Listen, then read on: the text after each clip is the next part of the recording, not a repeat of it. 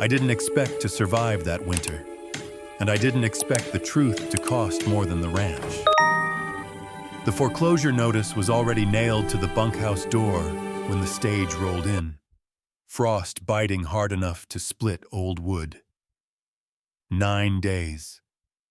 That was all he had before the land his father died on would belong to someone else. He should have ridden away.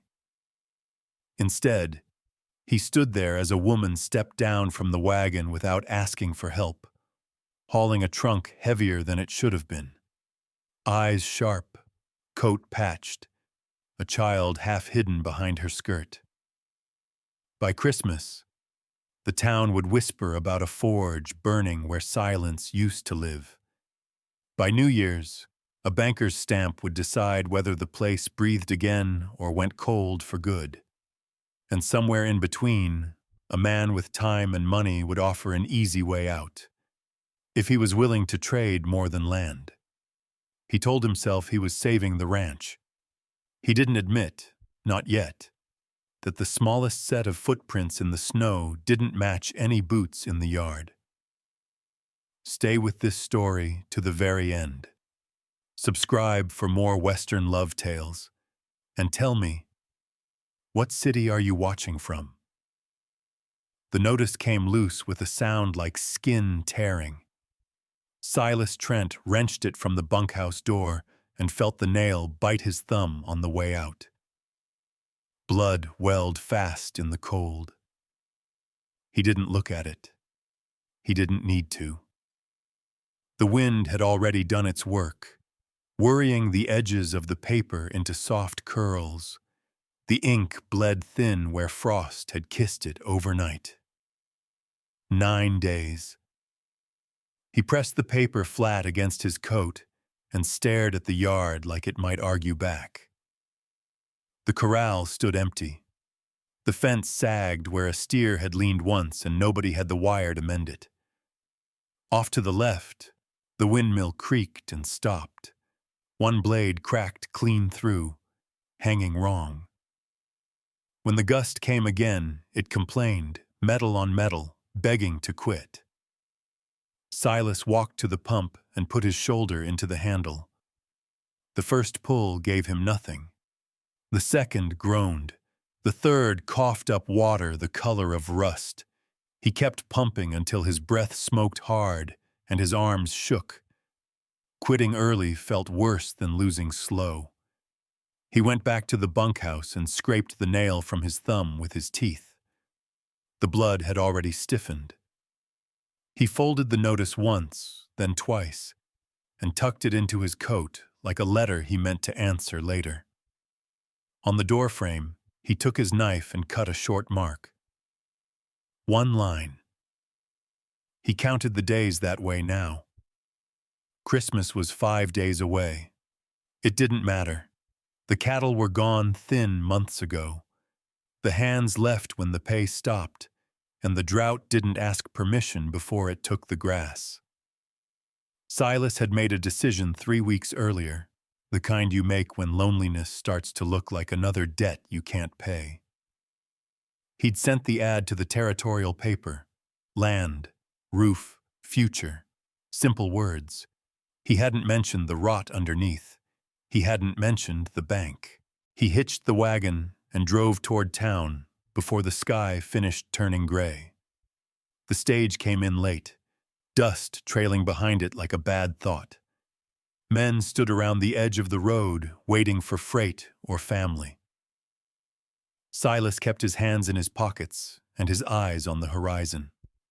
When the wheels finally stopped, his chest tightened anyway.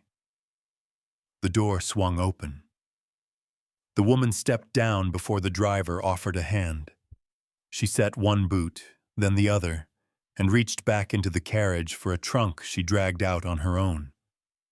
It thumped onto the dirt, heavier than it should have been. She didn't smile. She didn't look relieved. Her coat was patched at the elbows, the stitching dark with old work. Her boots were scuffed clean through the polish.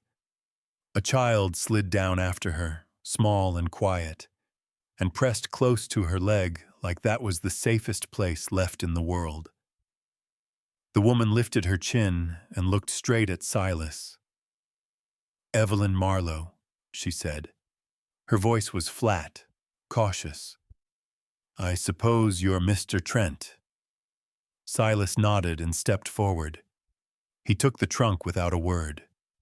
The weight surprised him again. He carried it like you carry a truth you don't plan to share.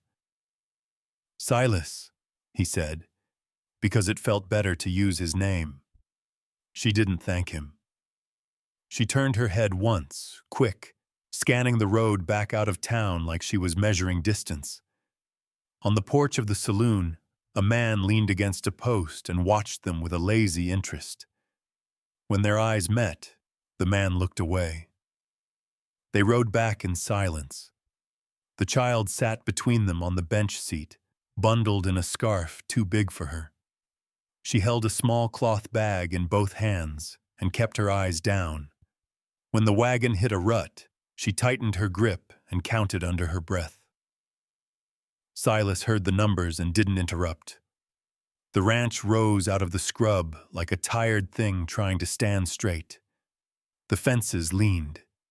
The shed had lost half its roof in a storm last winter and never got it back. The forge by the barn sat cold and red with rust, tools scattered where they'd been dropped months ago.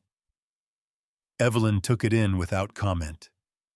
The way someone looks at a wound before deciding how deep it goes. Inside, the cabin was clean but bare. Silas set the trunk by the wall and stepped back.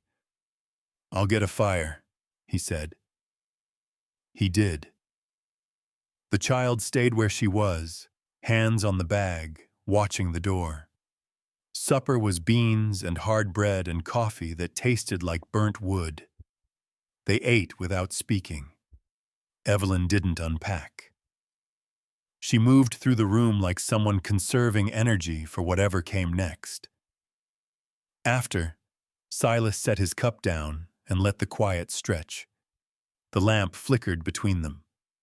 Outside, the wind rattled the shutters. He took a breath and put the folded paper on the table. "There's something you need to know," he said. Evelyn looked at the paper, then at him. She waited. "The ranch has been failing," he said. 2 years. The bank gave me until the 28th. 9 days. He watched her face for a flinch that didn't come. "There's a man waiting. He'll buy it when they take it." She wrapped her hands around her cup and nodded once. "You should have said," she said, "in the ad." "I know." "You wouldn't have come," he said. "I still might not have," she said, "but I would have known what I was walking into." The child reached for the paper and touched the number like it might change. Silas slid it out of reach. "I'm sorry," he said. Evelyn stood and took her plate to the basin. She didn't turn around. "What were you hoping for?" she asked. Silas thought of the words he'd used. Land, roof, future. He thought of the nights he'd sat alone listening to the windmill complain. "That a wife would fix it," he said. "I wasn't thinking straight." She faced him then, and the hardness in her eyes surprised him. "I came because I had nowhere else to go," she said. "I had a trunk and $40 and a child. Your letter said partnership." "I meant it," he said. "Did you?" she asked, and the question landed clean. He didn't answer because he didn't have one that wouldn't sound selfish. The wind pushed at the house. The lamp burned low. "I'll stay through Christmas," she said at last. "After that, if it goes under, we decide what's next." No more lies. Silas nodded. "Honest," he said. Morning came early. He woke to the sound of metal on metal, steady and deliberate. For a moment he lay still, confused. The fire had burned down to embers. The sound came again. He pulled on his boots and stepped outside. Smoke rose from the forge. The fire glowed orange in the frozen air. Evelyn stood at the anvil with a hammer in her hand. Sleeves rolled despite the cold. Sweat darkened her hairline. She lifted a piece of iron with tongs, set it, and struck. The blow rang out sharp and sure, like a declaration. Silas crossed the yard. She didn't look up. The tools had been cleaned and lined on a bench she must have dragged out of the shed. Brick had been stacked where the firebox had collapsed. Coal he'd thought too damp to burn fed a steady flame. "What are you doing?" he asked. "Working," she said. She pulled the iron free and thrust it back into the coals. The bellows wheezed as she pumped air. Sparks flew upward into the dark. "I'm a blacksmith," she said, as if that settled it. Silas watched the metal bend to her will. No wasted motion, no hesitation. The child sat near the door, wrapped in a blanket, counting the blows under her breath. "You didn't ask what I could do," Evelyn said. "You asked if I'd come." Silas felt something shift in his chest.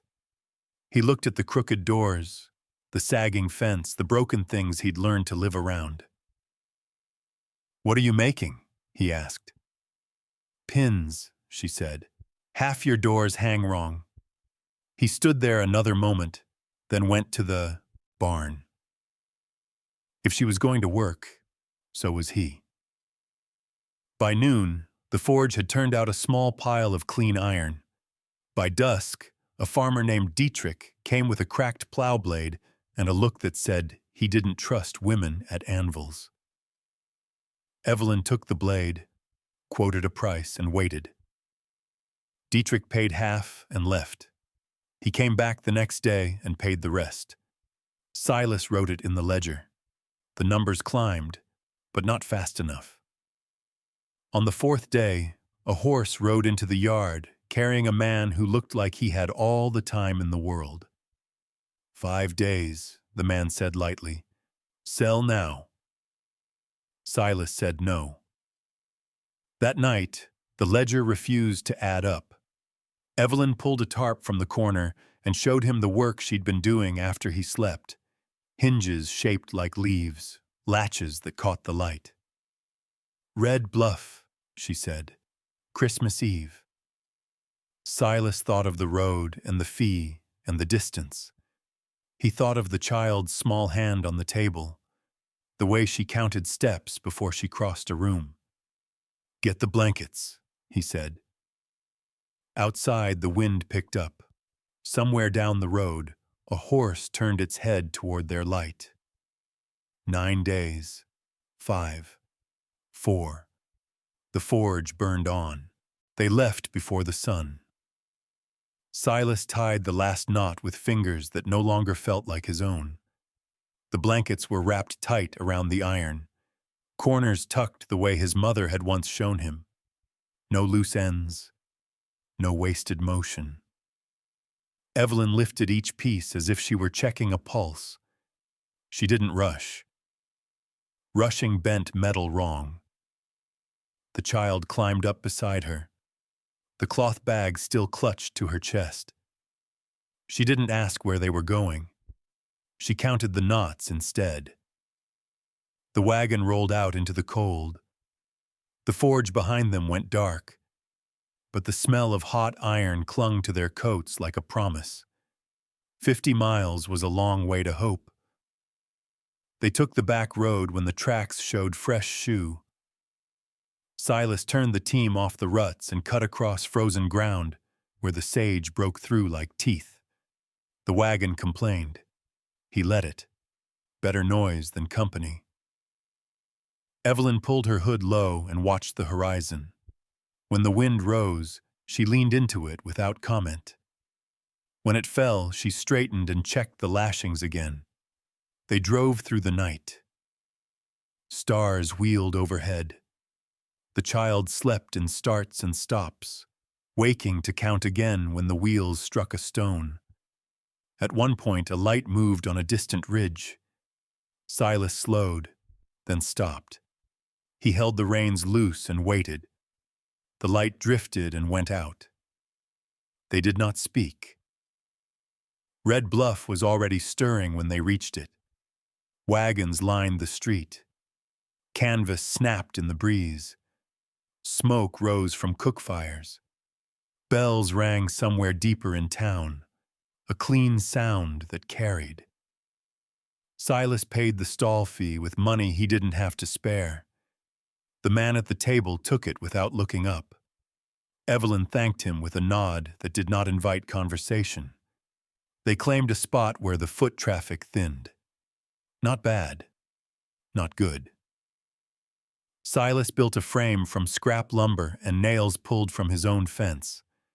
Evelyn unwrapped the iron and set it out like she was telling a story. Useful pieces first, then the work that caught the eye. The leaf-shaped hinges went higher. The plow blade rested where the light could wind in its edge. People walked past. They glanced. They didn't stop. An hour went by. Then another. Silas felt the familiar weight settle into his chest. He adjusted a hinge that didn't need it. He wiped his hands on his coat and checked the ledger like it might change. Evelyn stood still beside him.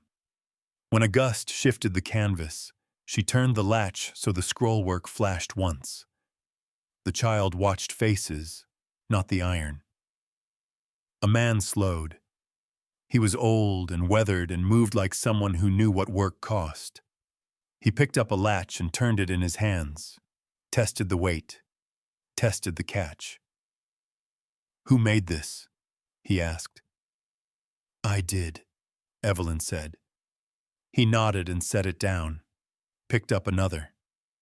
"Good work," he said. "How much?" She told him.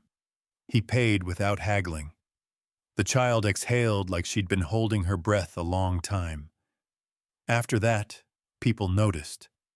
A woman wanted a hinge for a gate.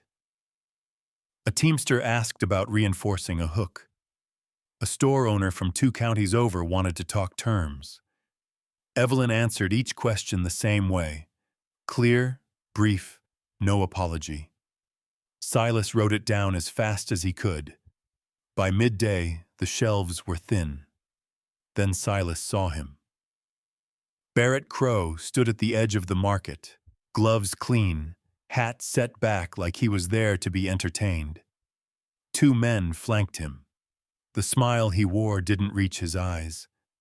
Silas didn't tell Evelyn. She saw him anyway. A rancher stepped up with the cottonwood hinge and held it to the light. "Who made this?" he asked. Silas opened his mouth and closed it. He thought of the ledger. He thought of the road. He thought of the child counting knots. "She did," he said. His voice carried.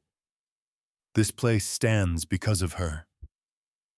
Crow's smile thinned. Orders stacked. Coins clinked into the box. By late afternoon, the shelves were bare. Evelyn counted the money once, then again. She looked at Silas and nodded. It was enough.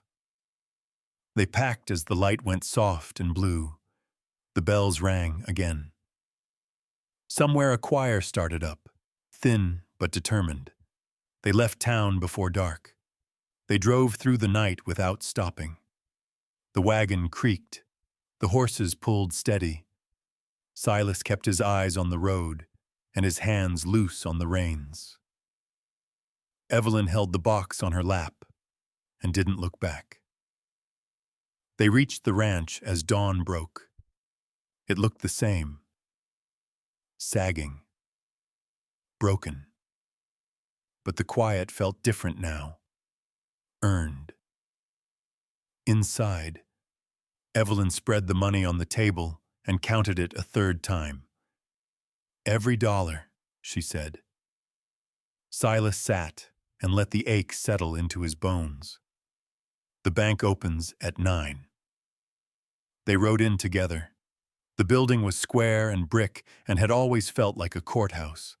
The banker looked up when they entered and blinked. "Mr. Trent," he said. "I wasn't expecting—" "We're here to settle," Silas said. The banker raised a brow. He counted the money once, then again. When he was satisfied, he stamped the papers and slid them across the desk. "Free and clear." Outside, Crow waited. "Congratulations," he said pleasantly. "Now hand her over." The sheriff stood beside him, eyes on the floor. Silas felt the papers in his coat like a weight and a wing. He looked at Evelyn, at the child's hand knotted in her sleeve. "No," he said. Crow's smile returned, harder. "Paper is paper." Silas stepped forward and placed himself between them. "So is a person." The sheriff shifted. Evelyn reached into her pocket and pressed something into Silas's hand without looking. He felt the cool weight of iron. A pin. Clean. True. She took the child's hand and moved away while Crow argued and the sheriff stalled. Silas stayed where he was until the wagon wheels were a sound, and then nothing. When he got back to the ranch, the wind had picked up. He tore down the old notice and fed it to the forge. The paper curled and blackened and was gone. Night fell. Later, Evelyn came back by the creek road. She set a ring on the anvil and flattened it with 3 clean blows. The sound rang out across the yard, sharp and sure. The child hung her red scarf on the new hook by the door. The forge sat warm and ready. The fence still sagged. The roof still leaked. They fixed what they could and slept when they had to. Winter settled in. The work continued. And when the windmill turned again, it sounded less like begging and more like breathing. Winter did not leave. It settled in the way a debt does, quiet, patient, exacting interest. Snow came in thin sheets that found every gap in the roof and made a map on the floor. The fence leaned a little farther each week. The windmill turned when it felt like it and stopped when it didn't. Silas woke before light and worked until the light was gone. He mended what he could with what he had. When the nails ran out, he pulled old ones and straightened them. When the boards split, he flipped them and used the better edge. He learned which jobs bought time and which only spent it. Evelyn kept the forge alive. 5 days a week she lit the fire before dawn and banked it at dusk. Orders came the way water does in dry country, slow at first, then steady once it found a channel. Hinges, hooks, axles, horseshoes, work that asked for hands and paid in coin. She charged fair and did not bargain against herself. The child learned the hours by sound. She knew when the bellows wheezed it was morning. When the anvil rang sharp, it was work. When the hammer slowed, it was time to eat. She counted less now. When she did, it was to keep time, not fear. On the 6th day after the market, a wagon rolled in carrying a man with a bent axle and a look that said he expected to be disappointed. Evelyn took the axle, studied the bend, and told him to come back tomorrow. He came back. He paid. He told 2 others. Silas wrote it all down. At night they ate together. There was less talk than there used to be. Not because there was nothing to say, but because the work had already said it. When Evelyn's hands split, Silas boiled water and wrapped them without comment. When Silas limped, Evelyn set his tools closer and didn't ask why. The sheriff rode by once and did not stop. Crow came later. He did not ride into the yard this time. He stopped at the fence line and watched. Smoke rose from the forge. The windmill turned once, twice, and held. Silas felt the man's eyes before he saw him. Crow tipped his hat. "Busy," he said. "Enough," Silas said. Crow smiled like he was counting something. "Paper's funny," he said. "It waits." Silas didn't answer. He kept his hands on the wire and let the silence do what it does best. Crow sat there a moment longer and then turned his horse and rode away. The next storm came hard. Snow blew sideways and filled the yard in an hour. The forge door rattled. Evelyn braced it with a bar she'd made herself. The fire held. When the wind ripped a shingle loose and sent it skidding, Silas chased it down and nailed it back with 3 bent nails and a promise he didn't speak. They slept in shifts. On the 3rd night of the storm, the child woke crying. Not loud, just enough. Evelyn went to her and waited until the sound passed. When the child slept again, Evelyn sat on the edge of the bed and stared at her hands like they were a question she didn't know how to ask. In the morning, she worked anyway.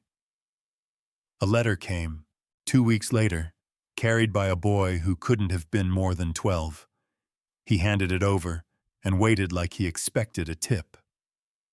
Silas read it once and folded it. He didn't say anything.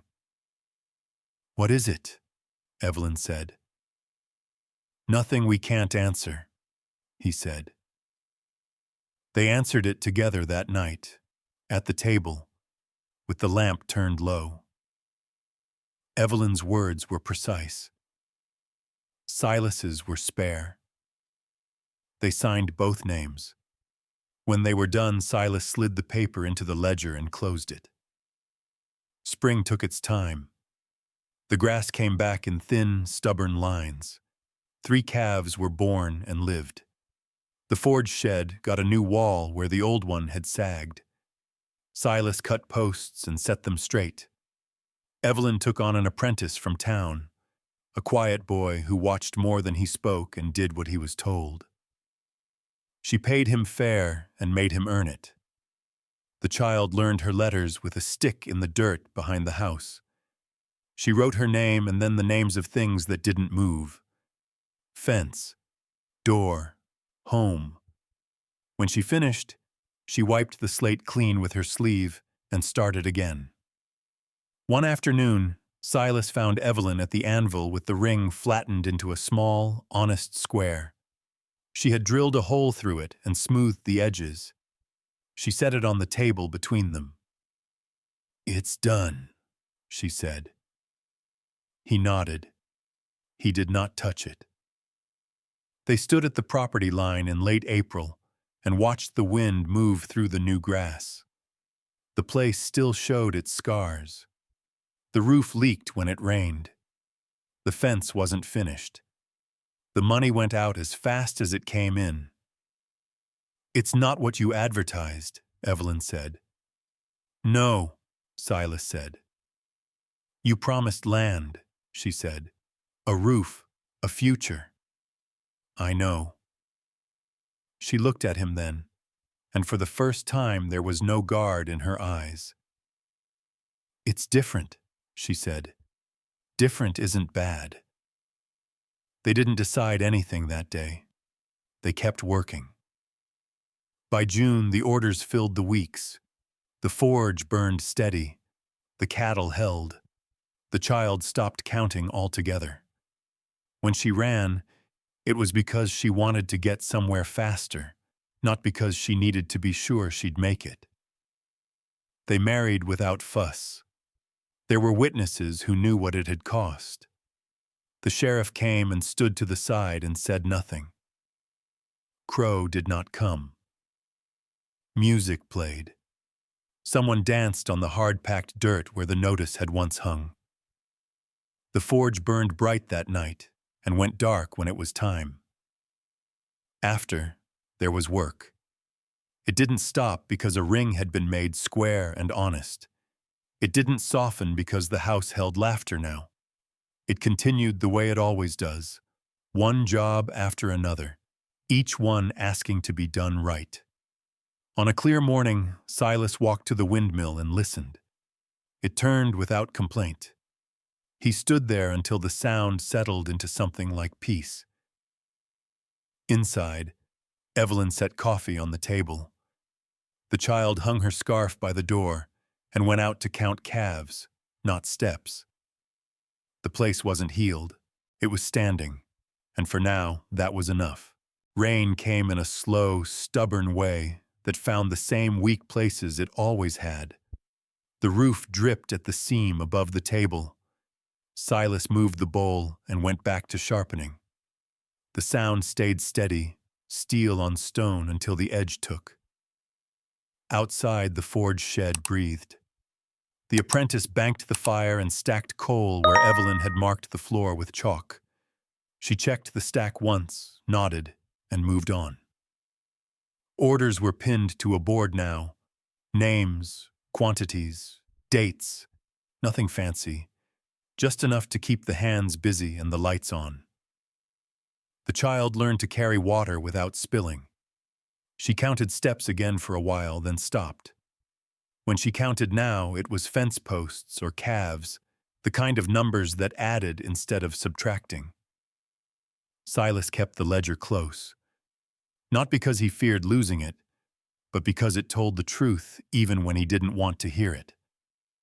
He wrote at night by the lamp and tore out nothing. When the numbers dipped, he let them dip. When they rose, he didn't celebrate. He closed the book and set it where he could reach it in the dark. A wagon from the mercantile arrived with hardware orders that filled the week. Evelyn checked each piece against the list and sent back one latch that wasn't right. The driver grumbled. She didn't argue. The latch went back into the fire and came out honest. They ate standing up more often than not. When the well pump coughed again, Silas stripped it down and laid the parts on a clean cloth. Evelyn heated a collar and shrank it into place. The pump took the repair and held. Silas leaned his forehead against the cool iron and counted his breath once, then went back to work. The sheriff rode in on a Thursday and stayed at the gate. "I'm not here for trouble," he said. Silas nodded. He didn't invite him in. "There's talk," the sheriff said. "Nothing with teeth." "Talk's cheap," Silas said. The sheriff shifted his weight. "Crow sold 2 parcels east of town, took the cash and moved it south." Silas let that settle. He didn't ask where. He didn't need to. When the sheriff left, the yard felt bigger, quieter. The windmill turned and did not stop. Later that week, a man came with a paper that wanted signing. Evelyn read it once and slid it back. "Bring it back clean," she said. The man tried to explain. She waited. He brought it back clean the next day. At night, when the house went still, Evelyn sat at the table and worked the small square of iron with a file. She didn't rush it. When it was done, she threaded a cord through the hole and hung it by the door, just above the hook the child favored. It caught the light when the door opened. Nothing else, too. Silas noticed. He didn't comment. Spring pushed harder. Grass filled in where it could. The calves put on weight. The apprentice learned to strike without looking to be told. Evelyn corrected him once and let him fail once. He learned the difference. The fence line crept outward a post at a time. Silas dug and tamped and checked the line with a length of twine. When he misjudged a corner, He pulled it and set it again. No shortcuts. The ground remembered. A letter arrived with a seal he didn't recognize. Silas opened it and read it twice. He folded it and set it under the ledger. That night, he showed it to Evelyn. "Another offer?" she asked. "Yes," she nodded. "Answer it?" "Yes." They answered it together, the same way they answered everything now. Clear, brief, signed. The child started school on Mondays. She carried a slate and came home with chalk on her fingers. She told Evelyn about letters that made sounds and sounds that made sense. She told Silas about a story where a house stood up to a storm because the people inside did not leave. Silas listened and fixed a hinge while she talked. By June, the heat came back and stayed. The forge door stood open. The apprentice sweated and learned to pace himself. Orders stacked and unstacked. Money came and went.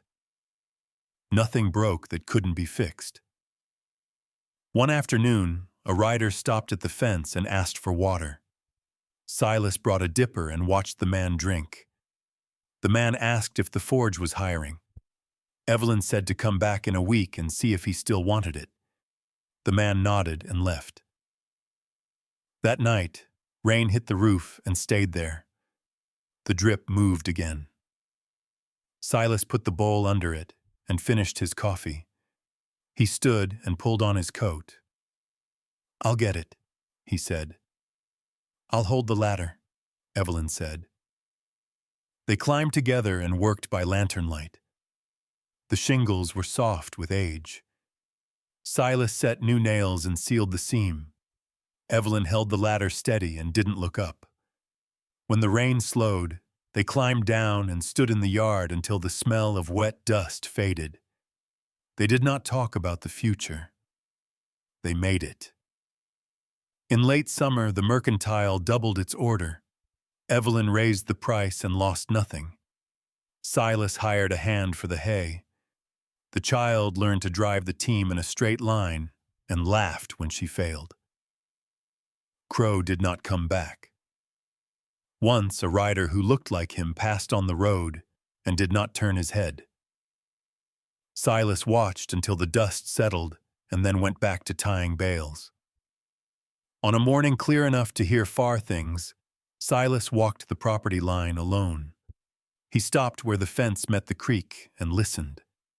The water ran steady. He drove a new post and tamped the earth until it held. When he came back, Evelyn had coffee on the table and a list tacked by the door. The child had already gone out to count calves. "What's the list?" he asked. "Orders," she said, "and repairs." He nodded. He took the first tool he needed and went where the work was. The house still leaked in one place. The fence still leaned in another. The ledger still closed heavy at night. None of it asked to be perfect. It asked to be done again tomorrow. At dusk, the forge burned low. The apprentice swept and stacked.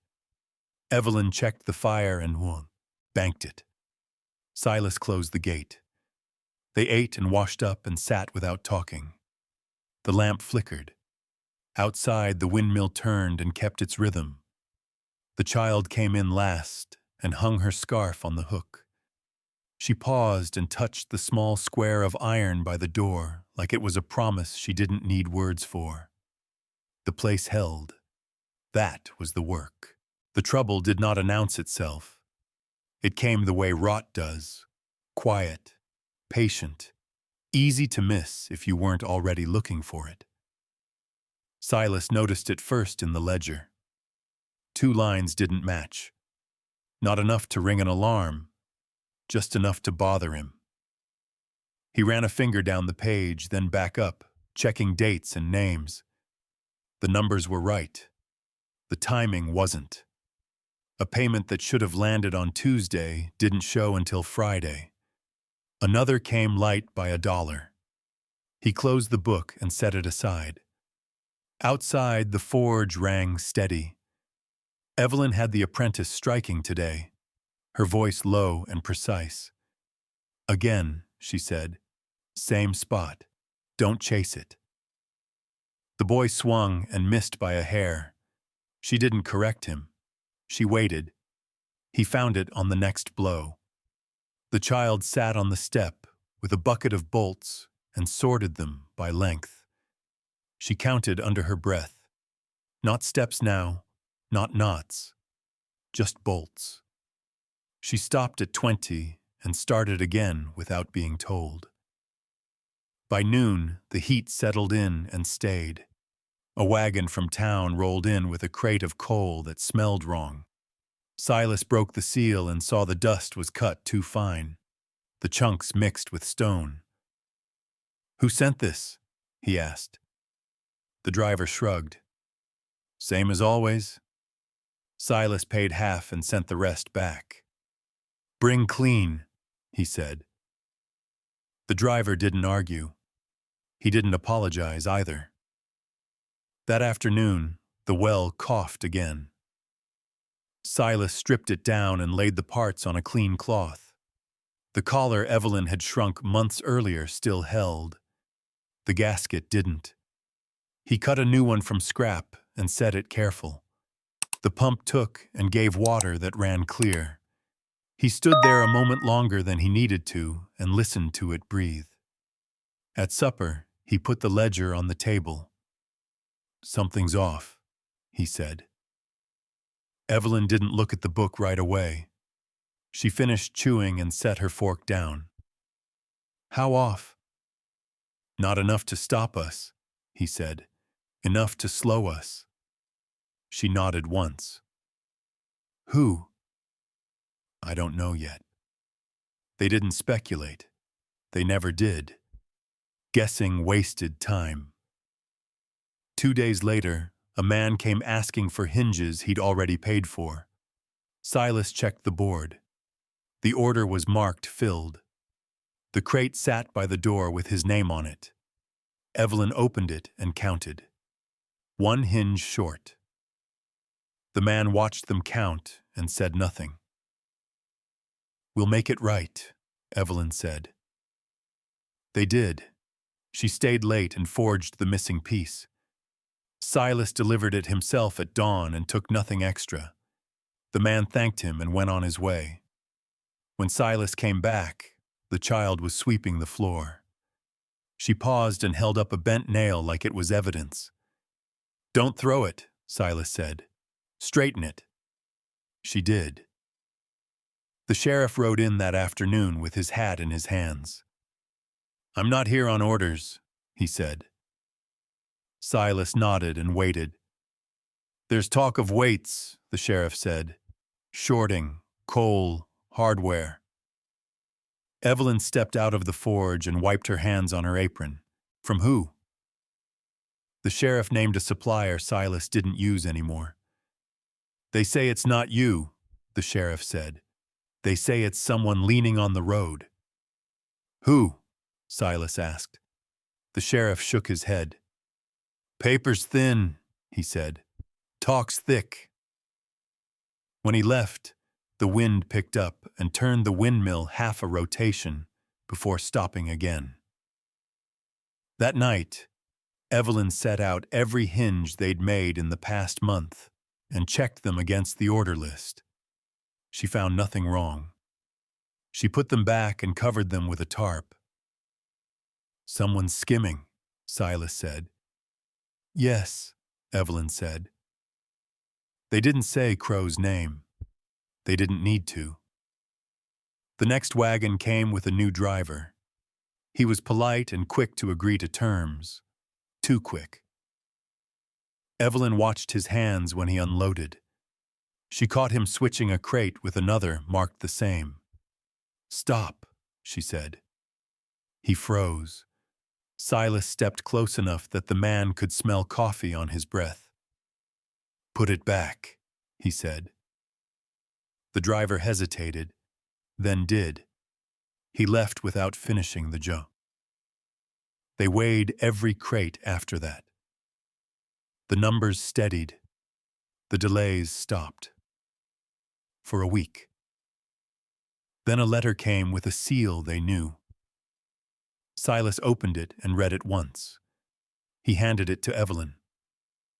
Crow's handwriting was neat. The words were polite. The offer was simple. He would buy the output of the forge, exclusive rights, for a price that looked generous until you read the terms. Payment delayed. Quality disputes decided by him. Penalties heavy. "He wants the choke," Evelyn said.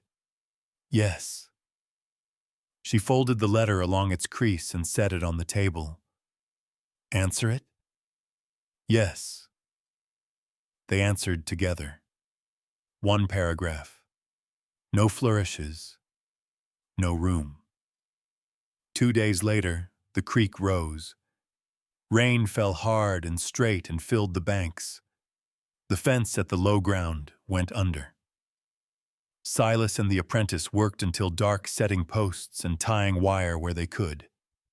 Evelyn carried tools and kept the fire banked so the iron would be ready when the water dropped. The child stood on the porch and counted fence posts as they disappeared and reappeared. By morning, the creek settled. The fence did not. Silas walked the line and marked what was lost. He pulled a length of wire free and coiled it clean. He didn't curse. He didn't hurry. Crow rode in at noon. He didn't cross the fence. He didn't need to. "You look tired," he said. Silas wiped his hands on his coat. "You look bored." Crow smiled. "I can fix your supply problem," he said. "And your fence." "What's the price?" Evelyn said. Crow looked at her like she'd spoken out of turn. "Exclusivity," he said, "and cooperation." "No," Evelyn said. Crow's smile thinned. "Think on it." "We have," Silas said. Crow leaned back in his saddle. "I'll give you until Sunday." He rode away slow. Sunday came with heat and flies. The forge burned anyway. Orders went out on time. The apprentice struck clean. The child carried water and didn't spill. Silas closed the ledger that night and slid it under the bed. "If he chokes the road," Evelyn said, "we'll feel it." Yes. They did. Coal came late. Hardware came light. A buyer backed out of an order with an apology that sounded practiced. Silas took a breath and did not react. He hitched the wagon and drove to town at dawn. He visited 3 suppliers and paid cash. He wrote receipts and weighed everything himself. He shook hands and looked men in the eye. He came back with half a load and a promise. Evelyn adjusted the work. She took smaller jobs with faster turn. She raised prices by a hair and lost nothing. She made one decorative hinge and put it where the light could find it. A woman bought it without asking the price. The child learned to read numbers on a scale. On Sunday evening, Crow did not come. On Monday, the coal arrived clean. On Tuesday, the hardware did too. Silas wrote it down. A week later, a rider stopped at the gate and asked for work. He had calloused hands and no patience for stories. Evelyn put him on the bellows. He lasted an hour and asked to come back tomorrow. She told him to come back at dawn. The pressure eased. Not gone. Never gone. But eased enough to breathe. One night, Silas woke to rain and got up to move the bowl. He stood there a moment with the water dripping steady and thought of all the ways a thing could fail without falling apart. In the morning, the child brought him a nail she'd straightened and set it on the table. "It holds," she said. He nodded. The forge rang. The windmill turned. The fence leaned and waited. They stood. That was the price. The road didn't close. It narrowed. Silas felt it before he saw it. Deliveries that arrived at the edge of evening instead of morning. Men who asked twice before agreeing to a price. Wagons that turned around where they hadn't before. Nothing that could be pointed at. Everything that could be felt. He marked it in the ledger with a dot, not a line. Dots meant pressure. Lines meant damage. By midweek, the dots were stacking. Evelyn adjusted without announcing it. She shifted the work to pieces that traveled light and sold fast. Hooks and latches, small repairs done same day. The apprentice learned to set a rhythm that didn't burn coal for show. When the fire burned low, it stayed useful. The child learned the scale. She watched the needle settle and called the numbers clean. When the weight was off by a hair, she caught it. When it was right, she smiled once and moved on. On Thursday, a wagon from the south came in empty. The driver didn't get down. He tipped his hat and said the road past the creek was soft. He said it the way a man says a thing that isn't true but wishes it were. Silas nodded and thanked him anyway. After he left, Silas walked to the creek and stood there. The banks were high. The water ran clear. He knelt and pressed his palm into the mud. It held. That night, Evelyn brought out the board with the pinned orders and moved 2 cards. "We'll miss those," she said. "Yes," Silas said. "We won't miss these," she said, tapping the others. He trusted her hands. He trusted her eye. He did not trust the road. The sheriff came again at dusk and stayed this time. He sat on the rail and watched the forge ring down. "There's a complaint," he said. "Filed proper." Silas waited. "Exclusive interference," the sheriff said. "Supply." Evelyn wiped her hands and stepped into the light. "By who?" The sheriff named Crow. "Paper says he doesn't own this road," Silas said. "Paper says a lot," the sheriff said. "Court's 2 weeks out." 2 weeks was a season. The sheriff stood and cleared his throat. "I won't shut you down," he said. "Not today." Silas nodded. He did not thank him. When the sheriff rode off, the wind picked up and rattled the shed. Evelyn banked the fire and let it settle. The apprentice stacked iron. The child brought in water and didn't spill. They ate standing. 2 weeks, Silas said. "Yes," Evelyn said. They did not say what happened after. Friday broke hot and still. By noon, the coal ran low. The crate that should have arrived did not. Evelyn cut the fire and shifted to cold work, filing, fitting, checking. Silas went to the shed and pulled old hinges they'd replaced months ago. Evelyn took them apart and made 2 usable pieces out of 3. The child watched and learned where to put her hands and where not to. At 3, a rider came hard down the road and pulled up short. He handed Silas a paper and left without waiting. Silas read it once. He read it again. "Court order," he said. Evelyn took it and scanned the lines. "Temporary," she said. "Not today."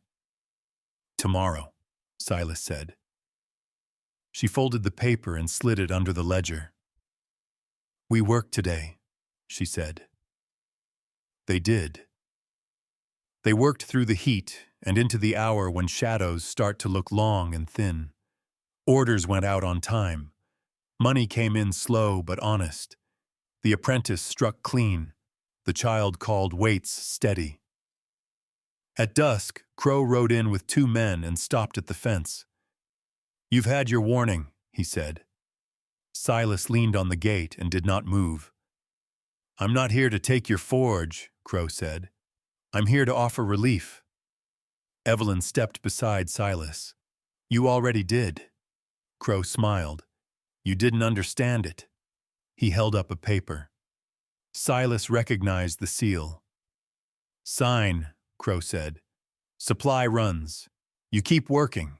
I keep the road smooth." "And after," Silas said. "And after," Crow said lightly. "We'll see." "No," Evelyn said. Crow looked at her then, really looked, and something hard flickered. "You don't get to decide," he said. "I do," she said. Crow shrugged. "Tomorrow, then." He rode away. The night did not cool. Silas lay awake and listened to the windmill stop and start. He thought of 2 weeks. He thought of the road narrowing until it pinched shut. Before dawn, Evelyn lit the forge. She didn't wake the apprentice. She didn't wake the child. She worked alone. When Silas came out, the fire was already hot. "What are you doing?" he asked. "Changing the road," she said. She laid out iron and chalked lines that did not look like hinges. Silas watched her work and understood slowly. She wasn't making goods for the road. She was making the road for the goods. By sunrise, they had 3 pieces done. By noon, 6. The work was hard and exacting. The fire drank coal. Evelyn fed it careful and mean. At 2, the child came out with water and watched the shapes take form. She didn't ask what they were. She counted the blows. By late afternoon, a wagon rolled in from the north. The driver stopped and got down. He watched the forge a long moment. "What's that?" he asked. Evelyn didn't answer. She set the piece on the anvil and struck once. The sound rang clean. "It fits a thing that breaks," she said, "and makes it hold." The driver nodded. "How much?" She told him. He paid and asked when he could get 2 more. "Tomorrow," she said. By sundown, there were orders pinned that hadn't come from the road Crow watched. They came from paths that hadn't been used in years, from men who preferred to carry what they needed rather than wait. The sheriff rode in again and did not speak. He watched the wagon from the north pull out with a load that did not rattle. He watched the apprentice sweep and stack. He watched the child hang her scarf by the door. "You'll be busy," he said. "Yes," Silas said. "Court's still 2 weeks," the sheriff said. "We'll still be here," Evelyn said. The next morning, the road tried again. A wagon from the south turned back at the creek. A buyer didn't come. Coal arrived late. It didn't matter. By midday, 3 men stood at the fence waiting to talk. By evening, 5. They didn't bring wagons. They brought packs and lists. Silas wrote names and dates. Evelyn quoted fare. The apprentice struck and learned. The child weighed and called. Crow rode in at dusk and saw the board. His smile didn't come. "You're diverting," he said. "Yes," Silas said. "That's interference," Crow said. "That's work," Evelyn said. Crow looked at the pieces stacked by the shed, compact, clean, ready to travel. He looked at the men leaving on foot with iron on their backs. He looked at the ledger under Silas's arm. "You can't keep this up," he said. "We can," Silas said. Crow sat there a moment longer than before. Court, he said finally. 2 weeks, Silas said. Crow turned his horse. The night cooled at last. Rain came light and quick and left the ground smelling clean. The roof held. The fence leaned and waited. The windmill turned once and kept going. Inside, Evelyn set coffee on the table. The child brought a nail she'd straightened and placed it by the lamp. "It holds," she said. Silas nodded and closed the ledger. The road had tried. They were still standing. The ground failed before the paper did. It happened just after noon, when the heat pressed low and steady and the air held its breath. Silas felt it through his boots, a soft shift where the creek cut under the road, a give that shouldn't have been there. He stepped back as the bank sloughed off in a slow, ugly slide, and the water took it without hurrying. The south road was gone, not washed clean, just opened, like a mouth that didn't intend to close. Silas stood and watched the current claim what it could. He didn't swear. He didn't move until the last clod disappeared and the line where the road had been was only water and glare. Behind him, the forge rang once and stopped. Evelyn came up beside him. She took in the damage without speaking. The child hovered at the edge, hands knotted in her scarf, eyes on the water. "That'll stop wagons," Silas said. "Yes," Evelyn said. They stood a moment longer. The creek ran fast and cold, clean enough to lie about danger. "Get the posts," Evelyn said. They worked until their shoulders burned. Silas cut and set and tamped where the fence had sagged nearest the bank, pushing the line back from the bite of water. Evelyn hauled iron and braced the new posts with collars she'd made for this exact purpose. Quiet contingencies hammered out on nights when the fire burned low and nobody asked why. The child carried stakes and learned where not to step. By mid-afternoon, men began to arrive on foot. They came from the north and the west, packs on their backs, lists folded into pockets. They didn't complain about the road. They didn't ask when it would be fixed. They asked for work that could be carried. Evelyn set the anvil where the light fell true. She laid out the compact pieces, the ones meant to move hand to hand. Hooks, pins, clamps that could save a day's labor. She quoted fair and did not bend. Silas wrote names and dates. The apprentice struck until his hands shook and learned when to stop. The child weighed and called numbers clean. Late in the day, the sheriff rode in and pulled up short. He looked at the broken road. He looked at the men waiting. He looked at the board of orders pinned by the shed. "Temporary," he said. "Everything is," Evelyn said. The sheriff didn't argue. He dismounted and drank from the pump. When he left, he took the north path without comment. Crow came at dusk. He reined in at the fence and watched the men leave on foot with iron on their backs. He watched Evelyn bank the fire and Silas close the ledger. His eyes kept going back to the creek. "You'll fix it," he said. "Yes," Silas said. "You won't," Crow said. "Not in time." "Maybe," Evelyn said. Crow smiled like a man counting interest. "Court's tomorrow," he said. "Morning." Silas felt the weight of that settle.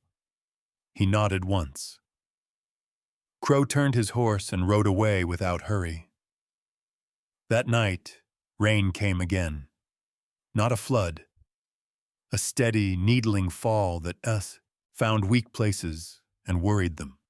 The bowl caught the drip over the table. Silas moved it and went back to sharpening. The sound steadied his breathing. Evelyn worked late and didn't wake anyone. When Silas came out, the forge was hot, and the iron laid out in a way that told him what she meant to do. "You won't sleep," he said. "Later," she said. She made the pieces that don't forgive mistakes, the ones that have to hold under strain. Silas watched and handed tools when she asked, and stayed quiet when she didn't. By dawn, they had enough. The creek fell back into its banks as if it had never meant harm. The road was still gone. The ground held where they'd set it. Men came again on foot, then more. At 9, Silas hitched the wagon and drove to town. He took the north path and did not look at the south road. He parked where the courthouse cast a thin strip of shade and went inside with the ledger under his arm. Crow stood by the window, gloves clean. The judge came in late and took his seat without ceremony. He listened. He asked questions that did not sound curious. He read the paper once and then again. "Temporary order," the judge said. 2 weeks. Silas nodded. He had expected that. Crow smiled and leaned back. Silas spoke before the judge could rise. "The road is out," he said. "Not by my hand." The judge looked at him over the rim of his glasses. "I'll see it," he said. They walked out together. At the creek, the judge stood and watched the water move where the road had been. He bent and pressed his hand into the mud. He straightened and said nothing. Men passed on foot behind them, iron on their backs. "This doesn't close a business," the judge said at last. "It changes how it moves." Crow's smile faltered. The judge turned. "Temporary order stands," he said. "No interference." He mounted and rode away. Crow lingered. "You'll bleed," he said. "Everyone does," Silas said. Crow's jaw tightened. He mounted and left without looking back. When Silas returned, the yard was full. Not crowded. Just used. Men waited their turn. The forge rang and rang. The apprentice struck and learned. The child weighed and called. By evening, the board was full again. They ate standing. After dark, Evelyn and Silas walked the fence line together. They set one more post where the ground had been soft and tamped until it held. "It won't last forever," Silas said. "No," Evelyn said. "Nothing does." They stood and listened to the windmill turn and keep its rhythm. The next morning, wagons came from the north with coal and hardware. Clean. On time. The road held. Crow did not come. A week passed. The creek stayed where it belonged. The fence held. The orders went out. The ledger closed heavy at night. On the 8th day, a boy rode in with a letter sealed in wax Silas recognized. He read it once and folded it. "Court withdrew," he said. Evelyn nodded. She did not smile. That afternoon, the south road began to take shape again. Not wide, not fast. Men with shovels and packs laid it back by hand where the ground allowed. It would never be what it was. It didn't need to be. At dusk, Silas tore down the old notice that had been tacked inside the shed and fed it to the forge. The paper curled and blackened and was gone. The child hung her scarf by the door and touched the small square of iron beside it. "It holds," she said. Silas nodded and closed the ledger. The ground had given way. They hadn't. The noise didn't stop all at once. It thinned. The yard still filled most days, but the waiting learned patience. Men stood farther apart. Orders stacked and unstacked with less urgency. The forge rang less often, and when it did, the sound carried longer before it faded. Silas noticed it in the ledger first. The columns settled into something that could be planned. Not comfort, not ease, just a line that didn't waver when he closed the book at night. He marked the page with a thumb smudge and set it back where he could reach it without looking. Evelyn noticed it in the fire. She banked it earlier some evenings. She let the apprentice take a piece start to finish without stepping in. When the iron came out right, she nodded once. When it didn't, she set it back and said nothing. The boy learned to hear the metal argue and answer back. The child noticed it in herself. She forgot the scarf one morning and didn't go back for it. She counted calves without checking the number twice. She ran to the fence when she heard a wagon and waved without asking who it was first. One afternoon, a wagon stopped with no list. The driver got down and took his hat off. He held it while he talked. "I heard you fix things," he said. "Not just iron." Silas waited. "My gate," the man said. "It's not broken.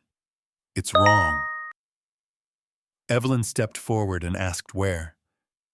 The man pointed. She listened, then asked one more question and nodded. "We'll come," she said.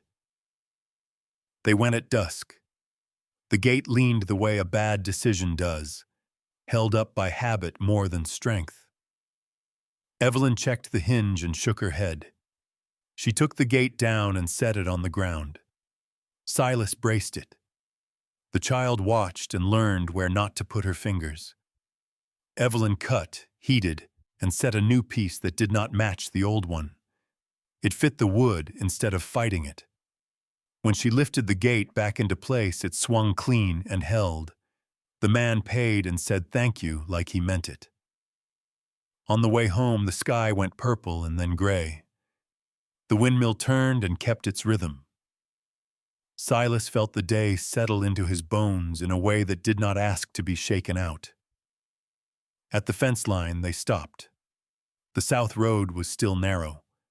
Men worked it by hand when they could. It would never take wagons the way it had. That was fine. Wagons weren't the only way things moved.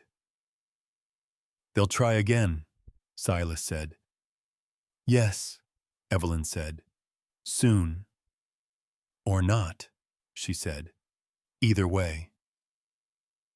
They walked the last stretch without speaking. That night, a knock came after dark. Silas opened the door with his shoulders squared and his hands empty. The sheriff stood on the step with a paper folded small. "I won't stay," he said. Silas took the paper and read it by the lamp. The words were plain. The order withdrawn. The complaint dismissed. No appeal noted. "Why?" Silas said. The sheriff shrugged. "Sometimes paper gets tired," he said. "Sometimes it doesn't like being watched." He left without waiting. Silas set the paper by the ledger and did not burn it. Not yet. The next morning, Crow did not ride in. The day after that, neither did anyone who looked like him. A week passed. The apprentice asked for more hours. Evelyn gave them and raised his pay by a coin he did not notice until Silas pointed it out. The boy said thank you and worked harder, which was all the answer they needed. The mercantile doubled its order and paid on delivery. Silas shook hands and counted once and closed the box. He did not look back to see if anyone watched. The child started school again on Mondays and Wednesdays. She brought home a story about a bridge built plank by plank while the river waited. "It held," she said. "Yes," Evelyn said. In late summer, a letter arrived with a seal that meant nothing. Silas opened it and read it once. He set it on the table between them. "Offer," he said. Evelyn read it and folded it. "From where?" "South," Silas said. "Terms?" "Clean," he said. "For now." They sat with it until the lamp guttered. "What do you want?" Evelyn said. Silas didn't answer right away. He thought of the road narrowing. He thought of the creek taking what it wanted and leaving the rest. He thought of the sound the forge made when it rang true. "I want it to keep standing," he said. Evelyn nodded. "Then we answer," she said. "But we don't hurry." They answered the next day. Clear, brief, signed. Fall came slow. Leaves turned and fell where they stood. The air cooled enough to sleep without listening for the roof. The forge door stayed open longer in the mornings. The apprentice learned to read the ledger and write his name straight. One afternoon, the child came running with a nail she had found by the shed. It was bent wrong, twisted once too far to be useful. Silas took it and set it on the anvil. He struck once and stopped. The nail snapped. The child watched, wide-eyed. "It won't hold," Silas said. She nodded and picked up another. At dusk, Evelyn brought the small square of iron down from its hook and set it on the table. "We don't need this anymore," she said. Silas looked at it and shook his head. "We keep it," he said, as a reminder. She threaded a cord through it again and hung it back by the door. It caught the light when the door opened and then went still. They didn't talk about Crow.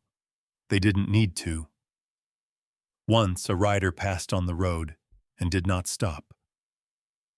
Silas watched the dust settle and went back to work. On a morning clear enough to hear far things, Silas walked to the windmill and listened. It turned without complaint. He stood there until the sound stopped meaning anything at all. Inside, Evelyn set coffee on the table. The apprentice swept and stacked. The child hung her jacket and went out to count calves, not because she had to, but because she wanted to know how many there were. At noon, the bellows wheezed and the anvil rang. At dusk, the fire banked and held. The place did not promise anything. It didn't have to. It stood because they did. And when the noise finally faded, what remained was work, done and ready to be done again tomorrow. Nothing came for them that morning. No rider at the fence. No letter with a seal. No knock after dark. The kind of quiet that makes a place feel bigger than it is. Silas noticed it when he closed the ledger and didn't feel the urge to open it again. The numbers were there. They would be there later. He set the book on the shelf instead of under the bed. Outside, the forge woke slow. Evelyn let the fire take its time. She listened to the bellows wheeze into rhythm before laying iron on the heat. The apprentice swept and stacked without being told. He didn't ask what was next. He waited for the sound that meant it was time. The child went out early and counted calves. She came back and reported the number once. She didn't repeat it. She didn't check. At mid-morning, a wagon stopped at the gate and stayed. The driver didn't get down right away. He sat with his hands on the reins and looked at the place like he was measuring more than distance. When he finally climbed down, he carried a rolled paper tied with twine. "I was told you answer straight," he said. Silas nodded. The man unrolled the paper on the tailgate. It wasn't a contract. It was a list. Repairs. Quantities. Dates. The handwriting was careful, The margins were clean. "We're opening a spur," the man said. "Not the main line. Something smaller. We need hardware that won't fail." Evelyn stepped close and read the list without touching it. She asked one question, then another. The man answered both without hedging. Silas waited until she looked at him. "It's big," she said. "Yes," Silas said. "It will take time." "Yes." She looked back at the list. "We can do it," she said, "if we choose it." The man watched them make the choice without pressing. When Silas nodded, the man retied the twine and handed it back. "Name your terms," he said. They named them. The man agreed and asked when to expect the first delivery. "Not before it's right," Evelyn said. He smiled once and climbed back up. The wagon turned and left the same way it came, slow and unremarkable. The day went on. They worked the small jobs first and pinned the big list where it could be seen without being in the way. The apprentice asked if he should stay late. Evelyn told him to go home and come back, rested. At supper, Silas moved the bowl under the drip out of habit and stopped himself. The roof held. He left the bowl where it was and finished his coffee. That night, they talked about the order. Not like a plan, like a problem that wanted to be respected. "We'll need more coal," Silas said. "Yes." "And time." "Yes." "And a second wagon." "Yes." They wrote it down. They didn't rush. In the morning, Silas hitched the team and drove to town with a list and cash in his pocket. He visited 3 suppliers and didn't take the first answer. He weighed coal and checked hardware and paid what was fair. He shook hands and left receipts where they could be found. On the way back, he stopped by the creek and watched the water move where the road used to be. Men worked the bank with shovels and sweat. It would take weeks. It would never be the same. That was fine. Back at the ranch, Evelyn laid out the first pieces for the spur order. They were not decorative. They were meant to disappear into work and be remembered only when they failed. She marked tolerances with chalk and set jigs the apprentice hadn't seen before. "Slow," she told him. "Then right." He nodded and struck. The child brought water and learned which pieces were not to be touched until they cooled. She waited without fidgeting. When she got bored, she went to count fence posts and came back with a number and a question. "Why does this one get 2?" she asked, pointing at a brace. "Because it carries more," Evelyn said. The child nodded and moved on. The first piece took the better part of the day. When it came off the anvil, Evelyn checked it against the chalk lines and smiled once, brief and gone. She set it aside and started the next. By the 3rd day, the yard felt different, not busy, purposeful. The board of small orders thinned. The big list grew marks beside it. Silas wrote dates and initialed them. He closed the ledger at night and slept without waking to count hours. A rider came from town with news and left without staying. "Crow sold out," he said. "Left the territory." Silas listened and nodded. He didn't ask where. The rider left dust and silence behind him. That evening, the sheriff stopped at the gate and tipped his hat. "He won't be back," he said. "Good," Silas said. The sheriff lingered. "You could have taken his deal," he said. "Yes," Silas said. "But you didn't." "No." The sheriff nodded and rode on. Weeks passed. The spur order moved from chalk to iron to crates. The apprentice learned to read tolerances and stopped guessing. Evelyn corrected him less.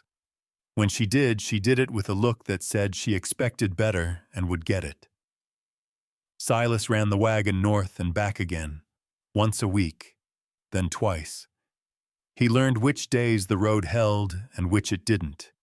He learned which men kept time and which kept excuses. The child learned the map. She traced the creek and the fence and the new path with her finger. She stopped counting altogether. When she ran, it was because she wanted to see something before it changed. One afternoon, a storm came fast and hard and left as quickly as it arrived. The roof held.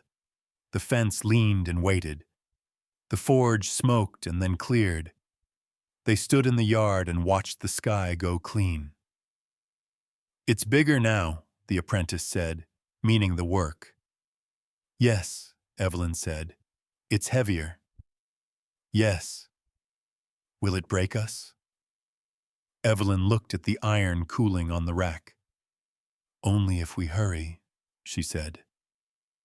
In late fall, the first delivery went out. The driver signed and counted and nodded. "It's right," he said. Silas watched the wagon disappear and didn't feel the urge to chase it with his eyes. At night, Evelyn took the small square of iron down from its hook and set it on the table. She turned it once in the light. "We don't need this," she said again. Silas considered it and shook his head. "We keep it," he said. "Not for fear." "For choice," she said. "Yes." She hung it back. Winter came the second time, quieter than the first. Snow fell and stayed where it landed. The forge burned steady. Orders went out on schedule. The ledger closed heavy and honest. On a morning clear enough to hear far things, Silas walked the property line with the child. They stopped at the creek and watched the water move. "It won't go back," the child said. "No," Silas said. She nodded. "It doesn't have to." They turned back together. Inside, Evelyn set coffee on the table and laid out the day's work. The apprentice arrived on time and swept and waited. The bellows wheezed. The anvil rang. The place didn't feel saved. It felt chosen. And that was different. The first hard freeze came without ceremony. It set the creek's edges white and stiffened the ground, just enough to remember. Silas felt it when he stepped out before dawn, and the earth answered back. He took that as permission. Inside, the forge was already awake. Evelyn stood at the anvil with the day's last pieces laid out in a neat line. Not many. Enough. The apprentice waited with his hands clean and his eyes steady. The child sat on the bench with a slate and chalk and wrote the date once, then wiped it away. They worked through the morning without hurry.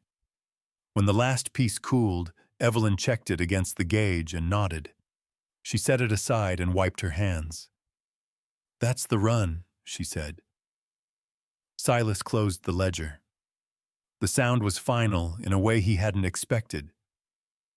They loaded the wagon by mid-morning. Crates went in square and true. Wedges tapped until they sang the right note. Silas cinched the straps and tugged each one twice. The apprentice climbed up to ride along. The child counted the crates once and then stopped. At the gate, Evelyn rested her hand on the rail. She didn't say anything. She didn't need to. Silas snapped the reins. The road north held. Not smooth, not kind. But it held. They drove slow where it narrowed and didn't look at the south road at all. When the creek appeared, it was where it belonged. Men had laid plank and stone and patience into it. It would never forget the water, but it remembered work now. At the depot, the clerk counted and signed and stacked. He stamped the paper once and slid it across. "That'll do," he said. Silas took the paper and folded it clean. On the way back, the sky went pale and wide. The apprentice talked about tolerances and angles like he was telling a story he'd just learned how to finish. Silas listened and nodded when it mattered. When they pulled into the yard, Evelyn was waiting. She took the paper and read it once. She set it on the table and didn't look at it again. "That's that," she said. "Yes," Silas said. They ate early. The child asked for seconds and got them. The apprentice stayed and swept and stacked and asked if he could come in before dawn tomorrow. Evelyn told him to sleep. After supper, Silas walked the fence line alone. He checked posts and wire and places where the ground liked to move. He tamped one soft spot and marked another to be done later. The windmill turned and kept time. He listened until it stopped sounding like anything at all. Inside, Evelyn sat at the table with the small square of iron in her hands. She turned it once and then set it down. She didn't hang it back by the door. She slid it into the drawer with the receipts and the chalk and the string. When Silas came in, he noticed. "You're sure?" he said. "Yes," she said. He nodded. Winter settled the second time without fuss. Snow came light and stayed where it landed. The forge burned steady. The ledger closed heavy and honest. The apprentice learned to pace himself in the cold. The child learned to read by lamplight and didn't fall asleep over the page anymore. One afternoon, a wagon stopped at the gate with no list and no hurry. The driver got down and took his hat off. He held it while he talked. "I'm not here for iron," he said.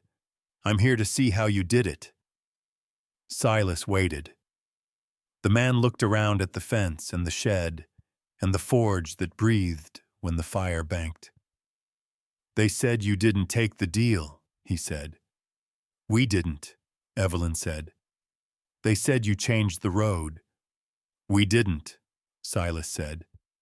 "We changed how we used it." The man nodded like that was the answer he'd been looking for. He left without asking anything else. The sheriff rode by once and waved. He didn't stop. Crow did not return. By late winter, the spur sent another order, smaller, cleaner, the kind that didn't make promises it couldn't keep. Evelyn read it and set it aside. "After the thaw," she said. "Yes," Silas said. They fixed what winter broke. A hinge, a latch, a section of roof that had given up its argument. They did it in daylight and in dark and in the hour between when breath fogs and then doesn't. The child stopped counting altogether. She learned to listen. In early spring, the creek rose and fell and stayed. The south road took shape again, narrow and stubborn. Men walked it with packs and lists and patience. Wagons learned another way. One morning, Silas found the old nail he'd pulled from the bunkhouse door in the drawer with the square of iron. He held it and turned it once. It was straight now. It would hold. He set it back.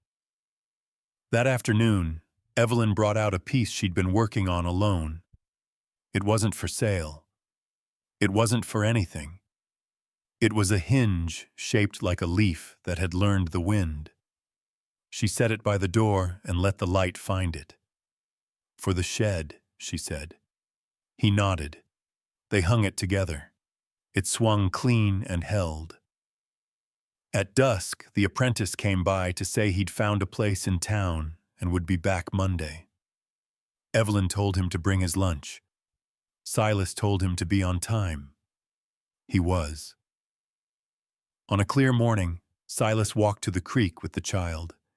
They watched the water move and not move. They skipped a stone and watched it sink. "It doesn't go back," the child said. "No," Silas said. She nodded. "It doesn't have to." They turned back. Inside, Evelyn had coffee on the table and the day laid out in chalk on the board. The ledger sat closed. The forge waited. They didn't talk about what came next. They worked. When the sun went down, the place held. Not because paper said so, because hands had learned what to do and when to stop. That was enough. Spring didn't arrive all at once. It tested the place first. The creek rose 2 fingers and fell. The south road softened and held. Grass came back thin where the ground remembered winter. The windmill creaked once and settled into a rhythm that didn't ask for attention. Silas noticed the change when he woke before dawn and didn't feel the need to check anything. He sat on the edge of the bed and pulled on his boots. Outside, the sky was pale and wide. Inside, the house was quiet in a way that meant rest had done its work. In the forge, Evelyn laid out the day. Not much. A latch. A repair. One piece that would never be seen unless it failed. She chalked the board and wiped her hands on her apron. The apprentice would come later. There was time. The child came in with her hair still tangled and took the broom without being asked. She swept the corner by the door where filings liked to hide. When she finished, she leaned the broom back where it belonged. Silas poured coffee and didn't spill. They worked through the morning with the doors open. A neighbor stopped by with a hinge and a question. Evelyn answered the question and fixed the hinge. The neighbor paid and stayed long enough to watch the fire breathe. He left without asking anything else. By noon, the sun warmed the yard enough to loosen the ground. Silas walked the fence line and tamped one post that had shifted. He didn't mark it for later. It was done. In the afternoon, a rider passed on the north path and lifted a hand. Silas lifted his back. The rider didn't stop. Crow did not appear. No paper arrived that day. No knock came after dark. That evening, Evelyn took the drawer out and laid its contents on the table. Receipts, chalk, string, the straightened nail, the small square of iron. She looked at Silas and waited. He considered the square once more and then nodded. They didn't throw it away. They set it into the beam above the door, flush and true, where it would be part of the house instead of a warning. When the door opened, it caught the light and then went still. The child watched and said nothing. Later, when the lamp burned low, Silas opened the ledger and turned to the last page of the winter. He wrote one line and closed it. He set the book back on the shelf and didn't put anything on top of it. That night, the wind rose and fell and did not wake anyone. In the morning, the apprentice arrived on time. He set his lunch down and asked what was first. "Slow," Evelyn said. "Then right," Silas said. He nodded and struck. By mid-morning, the forge rang and the sound carried out into the yard and down the fence line. It was not loud. It was steady. The child counted calves without writing it down. At noon, they ate standing and laughed once, surprised by it, and went back to work. In the afternoon, Evelyn brought out the hinge shaped like a leaf and held it up to the door. It fit without argument. They set it together. It swung clean and held. "That'll, do," Silas said. "Yes," she said. When the sun dipped, Silas walked to the creek one last time that day. The water moved and did not move. The road was narrow and stubborn and enough. He stood there until the sound of it stopped meaning anything at all. When he turned back, the forge door was open and the fire banked. Evelyn stood at the table with the chalk and erased the board clean. The apprentice swept. The child hung her jacket by the door and did not check behind her. Inside, the place smelled of coffee and iron and wood that had learned to stay put. Silas closed the door. It shut the way it was supposed to. No paper marked it. No deal named it. It held because they did, and that was what stayed. Summer didn't make promises. It asked questions. The creek narrowed again. The grass thickened where hooves had learned a new path. The wind shifted and tested the roof with a hand that didn't mean harm, just wanted to know. Silas answered it with nails and time. He woke early and checked the hinge without touching it. It held. He left it alone. The door knew its job. In the forge, Evelyn chose heat the way some people chose words. Not too much. Not yet. She watched the color and waited for the metal to tell her what it would become. The apprentice learned to wait. The child learned to name tools by weight, not by shape. She carried what she could and stood back when she couldn't. When sparks jumped, she didn't flinch. She knew where to stand. By mid-morning, a wagon came up the road and stopped short of the yard. The driver took off his hat. He didn't step down right away. He looked at the smoke and the fence and the place that had been quieter once. "I heard," he said. Evelyn didn't look up. She kept the iron moving. Silas leaned on the post and waited for the rest. "I heard you don't cut corners," the man said. "I need hinges that won't lie." Silas nodded and pointed to the bench. The man paid half and sat where he was told. He watched and learned not to speak. When the hinges were done, they fit the way truth does. The man paid the rest and stayed long enough to see the ledger mark the line. Then he left without asking for a receipt. The afternoon went that way. Work that needed doing, money that didn't argue, people who watched with the right kind of quiet. At dusk, a rider stopped at the edge of the yard and didn't cross the fence. Sheriff Boone sat his horse and took off his hat. Silas stepped forward and didn't reach for anything. "I'm not here for paper," Boone said. "I'm here to tell you the road south is open again, and that your neighbor won't be riding this way." Silas nodded. He didn't thank him. Boone looked past him at the forge and the child and the open door. "Keep it straight," he said. "We do," Silas said. Boone put his hat back on and turned his horse. He didn't look back.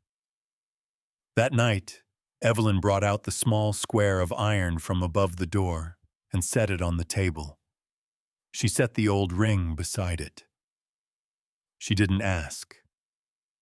Silas didn't hurry. He took the ring and laid it on the anvil. He struck once. The sound was flat and final. The ring opened and lost its circle.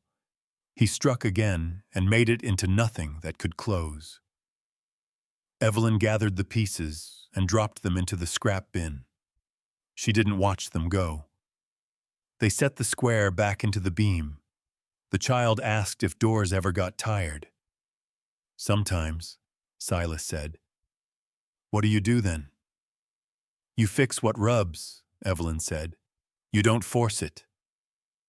The child nodded and went to wash her hands. In August, the first storm came hard and left fast.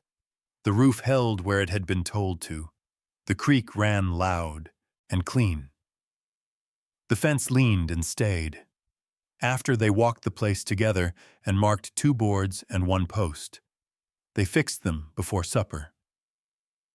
At the table, Silas pushed the ledger toward Evelyn. She pushed it back. "Next page," she said. He turned it.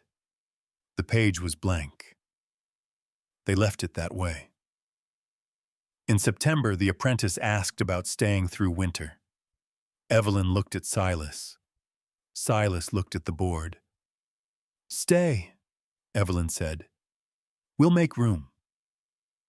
The child drew a line on the chalkboard and erased it. She learned to spell her name and then learned to stop tracing it. When the nights cooled, the forge burned a little longer. The sound traveled farther and came back different.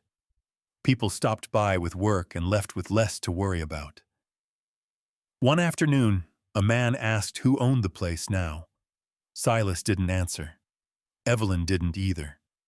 The man waited. "It stands," Evelyn said.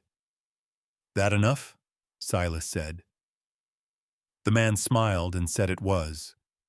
By October, the grass lay down where it was supposed to. The calves grew. The road stayed passable. On the first cold morning, Silas found the child had hung her jacket by the door and left it there without checking behind her. He noticed and said nothing. At dusk, Evelyn closed the forge and banked the fire. She wiped her hands and set the chalk down. "Tomorrow," she said. "Yes," Silas said. They stood in the doorway and watched the light go. Nothing came riding in from the dark. No paper, no knock. The door shut clean.